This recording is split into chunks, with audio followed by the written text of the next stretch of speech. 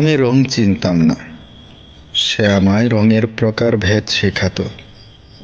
কাপড়ের রং থেকে শুরু করে বর্ষার পর মাটির রং সব চিনিয়ে দিত। আমি ভুল করতে জানতাম, সংশোধনের নিয়ম জানা ছিল না।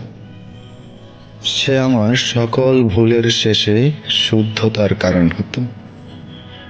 আমার অযাচিত ভুলগুলো নিজের নিয়মে শুদ্ধ করত। আমি চলতে পারতাম না, শূন্য পকেটে উড়নচণ্ডী হয়ে ঘুরে বেড়াতাম। সে আমায় পথ চিনিয়ে দিত, শূন্য মানিব্যাগ সীমাহীন সুখে ভরিয়ে দিত।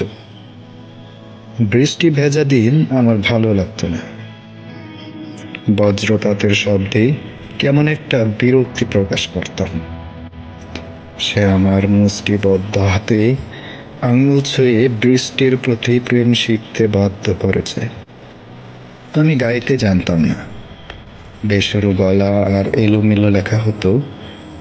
সে আমার সুরহীন সঙ্গীত হলো। এলোমেলো লেখনীগুলো ছন্দ হয়ে কবিতায় রূপ নিল।